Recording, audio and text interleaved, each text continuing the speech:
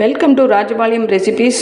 இன்றைக்கி வந்து ஹெல்தி பிரேக்ஃபாஸ்ட்டில் நம்ம ஒரு வெள்ளை சோளம் வச்சு ஒரு உப்புமா மாதிரின்னு தான் சொல்லலாம். இது வந்து இதுக்கு பேர் ரொம்ப நல்லா டேஸ்ட்டாக இருக்குது. இது எப்படி பண்ணுறதுன்னு பார்த்துடலாம் வாங்க. இதுக்கு என்னென்னு பார்த்துடலாம். இதுக்கு வந்து ஒரு பெரிய வெங்காயம் இந்த மாதிரி பொடி பொடியாக கட் பண்ணி வச்சுருக்கேன். ஒரே ஒரு பச்சை மிளகாய், கொஞ்சம் கருவேப்பிலை, ஒரு கப்பு தேங்காய். இது எப்படி பண்ணுறதுன்னா, இந்த 2 ஆரஞ்சு பழம் இருக்குது பார்த்திங்களா, இந்த ரெண்டையும் நம்ம நல்லா பிழிஞ்சிட்டு இந்த அவலை வந்து நல்லா ஒரு தடவை 2 தடவை நல்லா வாஷ் பண்ணி எடுத்துட்டு, இந்த ஆரஞ்சு பழம் அந்த ஜூஸை தான் நம்ம ஊற வச்சு அதை நல்லா பொலன்னு நம்ம ஃப்ரை பண்ணி உப்புமா மாதிரி நம்ம ரொம்ப டேஸ்டியாக ரொம்ப ஹெல்த்தியாக கொடுக்க போகிறோம். அது ரொம்ப வித்தியாசமாக ஒருத்தங்க எனக்கு சொல்லி கொடுத்தாங்க. அதனால் இது உங்களுக்கு வந்து நான் ஷேர் பண்ணுறேன். இது நான் செஞ்சு சாப்பிட்டு ரொம்ப டேஸ்ட்டாக இருந்தது. அதுக்காக நம்ம ஃப்ரெண்ட்ஸும் இது மாதிரி சாப்பிடட்டும் அப்படின்னு சொல்லிட்டு நம்ம ஷேர் பண்ணுறோம். நீங்கள் இதை வந்து செஞ்சு சாப்பிடுங்க. வெரி ஈஸி, ஆனால் வெரி ஹெல்தி, ரொம்ப டேஸ்ட் அட்டகாசமாக இருக்குதுங்க. நீங்கள் இது எப்படி இதை பிழிஞ்சிட்டு ஊற வச்சுட்டு எடுத்துகிட்டு வந்துடுறேன், அப்புறம் பார்க்கலாம். இப்போ வந்து அந்த வெள்ளை சோள அவலை வந்து இந்த சின்ன கப்பில் தான் ஒரு கப்பு இந்த மாதிரி போட்டிருக்கோம். இது வந்து 2-3 தடவை நல்லா அலசி எடுத்துகிட்டு வந்துட்டு இந்த மாதிரி ஆரஞ்சு பழத்தை பிழிஞ்சிட்டு இது வடிகட்ட தேவையில்லைங்க.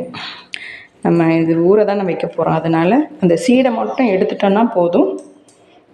எடுத்துட்டு நம்ம இதையே வந்து ஊற வச்சு செஞ்சால் அவ்வளோ ஒரு டேஸ்ட்டாக இருக்குதுங்க. நான் நம்பலை அவங்க கொடுக்கும்போது எனக்கு, ஆனால் ரொம்ப நல்லா பண்ணியிருந்தாங்க அவங்க. காலையில் பிரேக்ஃபாஸ்ட் இதை விடையும் ஒரு ஹெல்த்தியாக என்ன பண்ணுறது, அவ்வளோ அழகாக சூப்பராக பண்ணி கொடுத்தாங்க எனக்கு. அதுதான் நான் உங்களுக்கு இப்போ ஷேர் பண்ணுறேன்.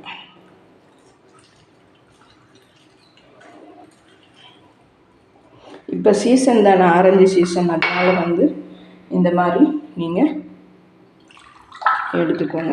ஒரு பழமே உங்களுக்கு இவ்வளோ வருது. நான் ஒரு 3 பீஸ் எடுத்திருக்கேன், அதான் இது கரெக்டாக வந்திருக்குது. 2 பழம் இருக்கட்டும்னு நினச்சேன், ஆனால் வந்து இந்த 3 பீஸே வந்து நிறைய ஜூஸ் வந்துருச்சு நமக்கு. இது நல்லா ஸ்வீட்டு, காரம், அந்த என்ன சொல்கிறது, அந்த நல்லெண்ணெயில் போட்டு அந்த ஃப்ரை பண்ணுற அந்த வாசம், கொத்தமல்லி எல்லாமே வந்து ஒரு நல்லா கலந்த ஒரு ஸ்மெல் சூப்பராக வருது. பாருங்கள், இந்த மாதிரி ஜூஸ் எடுத்துக்கோங்க. 1 கிளாஸ் வருது. இதுவே வந்து அது ஊற வைக்கிறதுக்கு சரியாக இருக்கும். இருங்க, இதை கழுவி எடுத்துகிட்டு வந்துடுறேன். இப்போ வந்து பார்த்திங்கன்னா இது நல்லா தண்ணியில் ஒரு 2-3 வாட்டி அலசி எடுத்துகிட்டு வந்துட்டோம். அந்த அலசி எடுத்துகிட்டு வந்ததுக்கப்புறம் நீங்கள் அந்த அக்கா வந்து எனக்கு வடிகட்டி தான் ஊற்ற சொன்னாங்க. ஆனால் நான் வந்து பல்பியோடு ஊற்றினா நல்லா தான்க்கா இருக்கும், சீடை மட்டும் எடுத்துடலாம் அப்படின்ட்டு இந்த மாதிரி ஊற வச்சுருக்கோம். 10 நிமிஷம் ஊறட்டுங்க. ஊறினதுக்கப்புறம் நம்ம பொலன்னு எப்படி அந்த உப்புமா பண்ணுறதுன்னு பார்த்துடலாம். இது நல்ல ஒரு 10 நிமிஷம் ஊறட்டும்.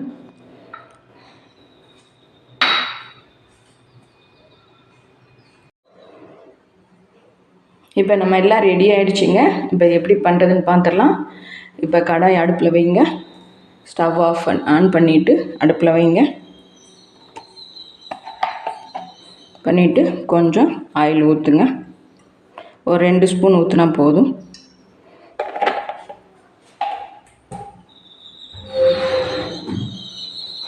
ஊற்றிட்டு நம்ம எப்பயுமே தாளிக்கிற மாதிரி தான், ரொம்ப முந்திரி பருப்பெல்லாம் கூட தேவையில்லை. கொஞ்சமாக கடுகு போடுங்க.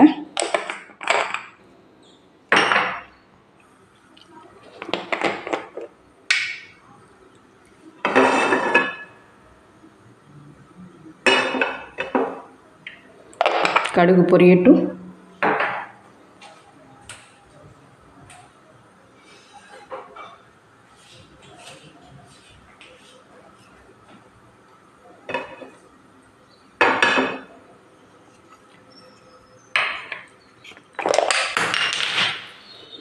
கடுகு பொரிஞ்சதுக்கப்புறம் கொஞ்சம் உளுந்தம் பருப்பு போடுங்க.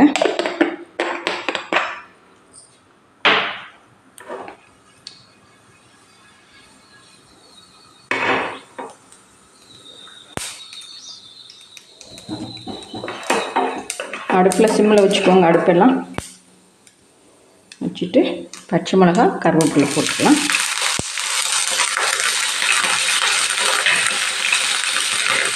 வெங்காயம் போட்டுக்கலாம்.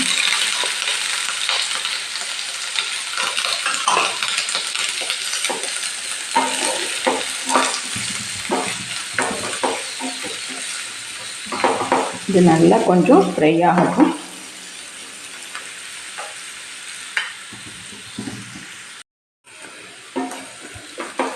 இப்போ நல்லா ஃப்ரை ஆகிட்டுருக்குங்க. இப்போம்போது இந்த ஸ்டேஜில் வந்து நம்ம கொஞ்சம் சால்ட்டு போட்டுக்கலாம். இதுக்கு தேவையான சால்ட்டு போட்டுக்கலாம். காரம் இல்லை, கம்மி தான். ஆனால் ஸ்வீட்டு, புளிப்பு எல்லாமே கலந்த ஒரு கலவையாக இது நமக்கு நல்ல ஒரு பிரேக்ஃபாஸ்ட். நீங்கள் ட்ரெயின் எங்கேயாவது போனால் கூட ஒரு பாக்ஸில் நீங்கள் இது எடுத்துகிட்டு போனால் ரொம்ப ஃபில்லிங்காக இருக்குது. இப்போ பாருங்கள் நல்லாவே வதங்கிருச்சு. இப்போ வந்து எவ்வளோ அழகாக வந்திருக்கு பாருங்கள், பொல பொலன்னு. அந்த ஆரஞ்சு ஜூஸ் எல்லாமே வந்து இது நல்லா உறிஞ்சி குடித்து இப்படி வந்திருக்கு. இதை வந்து நீங்கள் இந்த மாதிரி போட்டுக்கலாம்.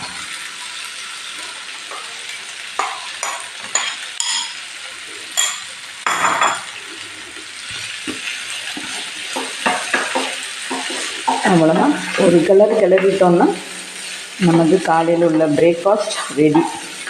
எவ்வளோ ஈஸியாக இருக்குது பாருங்கள், ஆனால் ரொம்ப ஹெல்தி. இந்த மாதிரி செஞ்சு நீங்கள் குழந்தைங்களுக்கு லஞ்ச் பாக்ஸ் கூட கொடுக்கலாம். இங்கே பாருங்கள், ஒரு கப்பு தேங்காய் பூ போட்டுக்கலாம். இஷ்டம்தான், அவங்க இஷ்டம் இருந்தால் தான் போடலாம். ஏன்னா எனக்கு பிடிச்சிருக்கு, நான் போட்டிருக்கேன். ஆனால் அவங்க எனக்கு தேங்காய் பூலாம் சொல்லித்தரல. நான் தான் இது நல்லாயிருக்கும் அப்படின்னு சொல்லிட்டு போட்டுக்கிட்டேன். அவ்வளோதாங்க. விதின் ஒரு 10 நிமிஷம் கூட ஆகலை, ரொம்ப சீக்கிரமாகவே ரெடி ஆகிடுச்சு. இதை வந்து உப்பு பார்த்துடலாம்.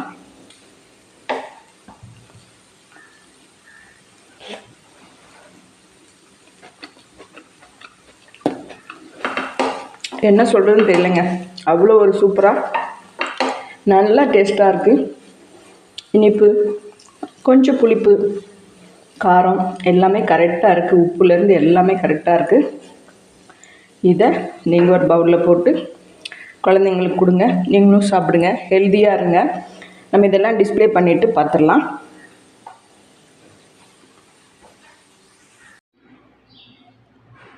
இப்போ வந்து ஹெல்தி பிரேக்ஃபாஸ்ட் ரெடி ஆகிடுச்சிங்க. இது ஒரு பீஸு, இது ஒரு ஸ்பூன். இந்த ஜூஸ், அந்த ஆரஞ்சு பழத்து மிச்சம் உள்ளதை ஒரு ஜூஸாக எடுத்துக்கோங்க. இதுவே போதும் நமக்கு பிரேக்ஃபாஸ்ட்டுக்கு. அவ்வளோ நல்ல ஹெல்தி. இந்த சோளத்தில் எல்லா சோளத்துலேயும் அவல் கிடைக்குது.